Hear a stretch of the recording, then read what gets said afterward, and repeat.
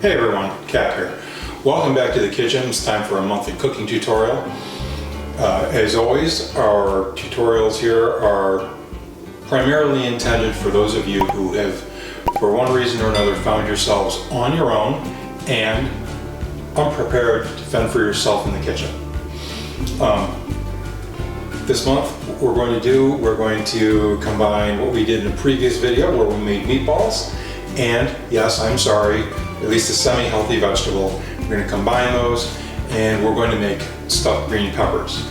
As always, we're going to start with our necessary or nice to have utensils, then our ingredients, we'll combine them together, and we'll show you a finished product. So let's get started.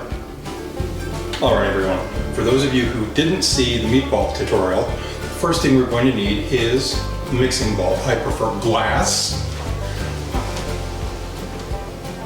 Glass does not add any strange metallic flavors, which some metal pots and bowls will do, and it doesn't discolor the food. The next thing we're going to need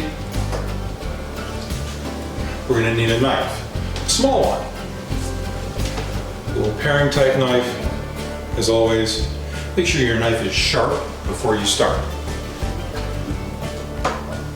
We're going to need 2 pots with lids.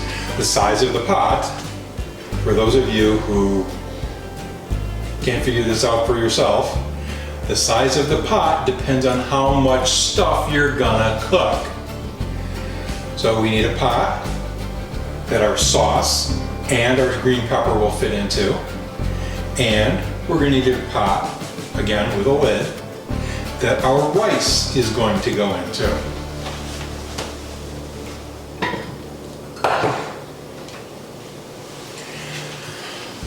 Again, as featured in many of these tutorials, my immigrant grandmother's favorite tool for disciplining children, a wooden spoon. You're going to need a measuring cup for measuring your rice and your water, because you need about 2 cups of water for every cup of rice. Now, I believe I've said this before in a previous video.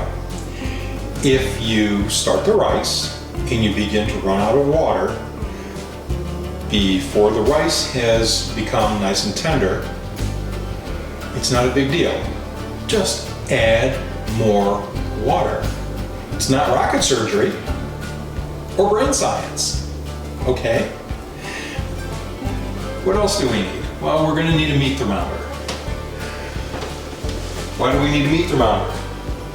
Well, as we established last time, if you use a fairly traditional product for making meatballs, it's a 3-part mixture, all equal parts, beef, pork, and veal.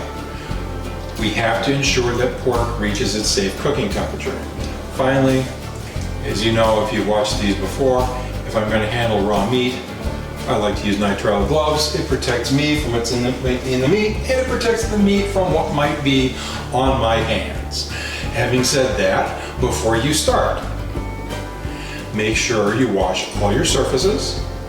I don't mean just wipe them off, I mean clean them properly with some sort of cleaning product or just hot soapy water, and wash your hands. Especially for you young guys out there, look guys, we do some horrible stuff to and with our hands. Clean them, especially under your fingernails, they're nasty. All right, enough of that. Let's take a look at our ingredients. All right, for ingredients, what do we need? Well, we need our meatball mix. For this amount of meatball mix, we need an egg, at least a large egg. These are jumbos. Now, we also need, obviously, a bell pepper. Does it have to be a green pepper? No. You can buy a red one, you can buy them yellow, you can buy them orange. They all taste about the same. It's just a bell pepper. also known sometimes as a sweet pepper.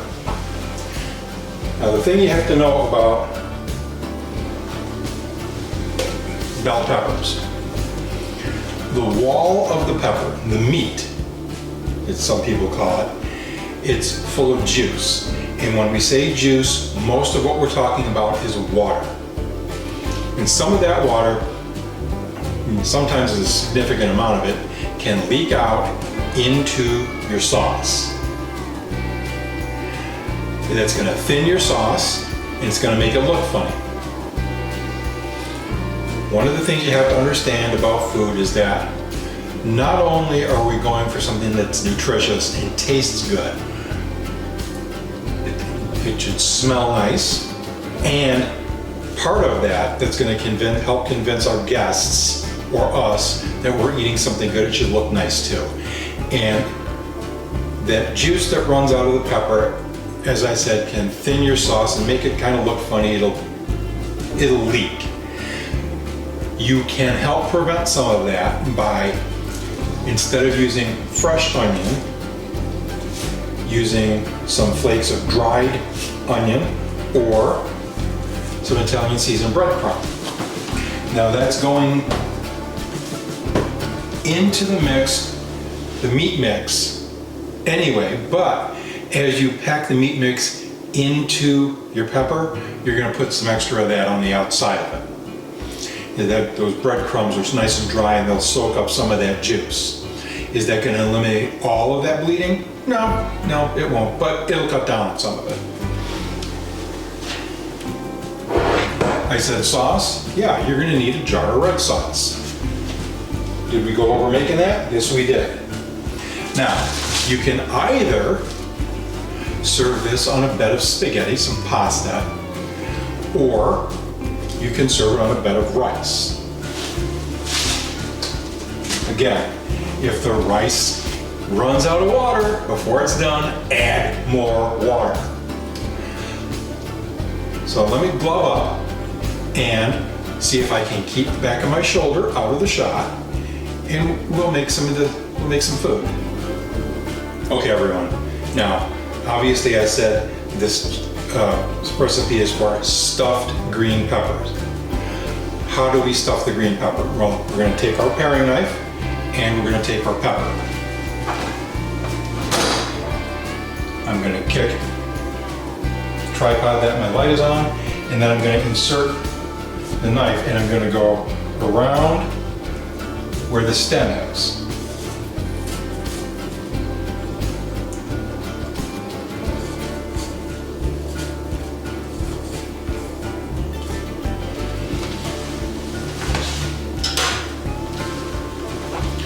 Okay, so we're just going to pull this out, and there's a bunch of seeds here, okay, and on the inside of the pepper you're going to see some white tissue. That tissue is called pith, P-I-T-H, get your mind out of the gutter, well, at least what you've got left of it. We're going to take these seeds, we're going to cut this right about here, and we're going to hold on to the part that has the exterior stem. All right, so this is what we've got left. This is going to go back in the opening in the top. The other thing that we're going to do is we're going to take a hold of the white portions of the pith. It's got seeds attached to it. And we're just going to reach in here and we're going to pull it out. It's not necessary. The seeds probably aren't going to taste very good. This particular pepper doesn't have a lot of that in there. And as an odd phenomenon that sometimes happens with green peppers, there's a green pepper growing inside the green pepper. It's nothing to worry about. It's just something that happens in the vegetable world. Both of these are safe to eat.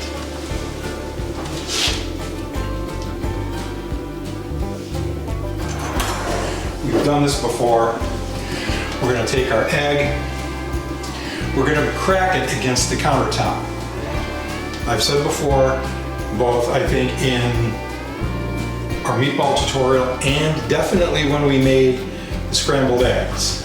We don't crack an egg by hitting it with the edge of a knife. When we do that, all we're doing is we're putting egg shell into the interior of the egg.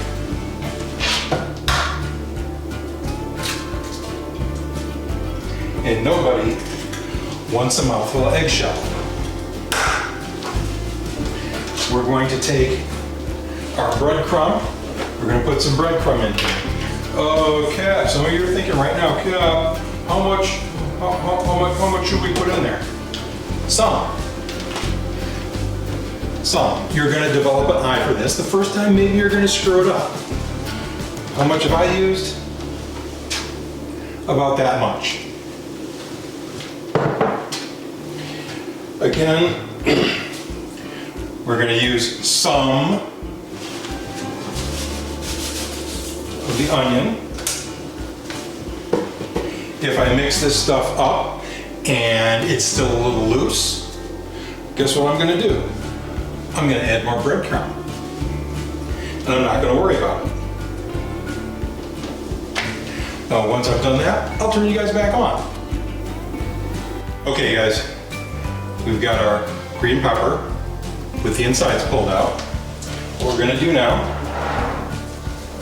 I'm going to take some of this meatball mix in my hand like this, and I'm going to put it inside the pepper. That's why it's called stuffed green pepper.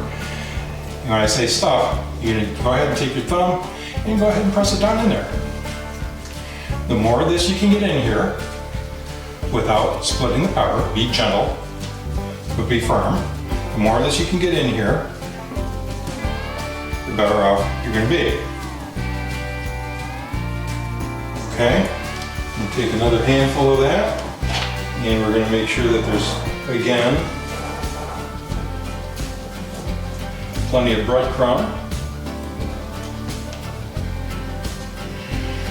We're going to go ahead and fill this right, just about right up to the top.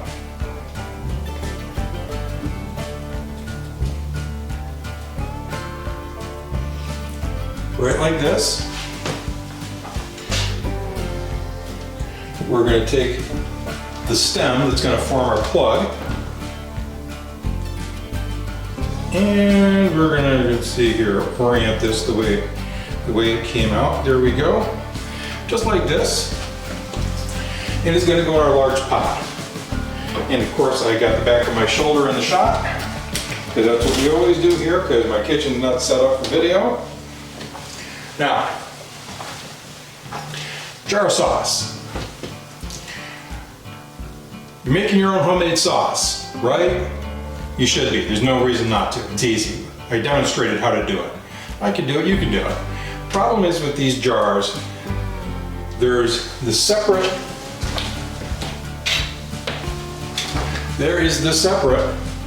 outer lid, and there's the inner lid that seals. The vacuum that forms as the hot sauce cools down pulls the center of this lid down into it, and it exposes the edge of this. And this is what scientific professionals call very, very sharp. First of all, and I've done this, I've allowed myself to get distracted. I've taken the other part off of the jar, gotten distracted with a phone call or text message or whatever, and turned around and done one of these and tried to twist that off. And said, hey, why is the palm of my hand bleeding? It's that sharp. So, use the shaft of your wooden spoon. Yes, I said shaft. Get your mind out of the gutter again, and just pop that off of there.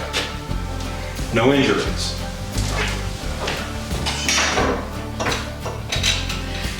How much do you pour in here? All of it.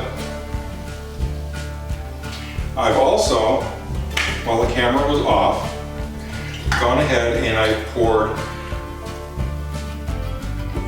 1 cup of white rice. I'm going to need a second jar.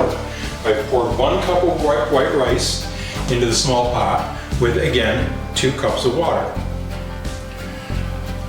I will keep track of the amount of time that the heat is on, and when I turn the camera back on, we'll be done, and I will tell you how long it took.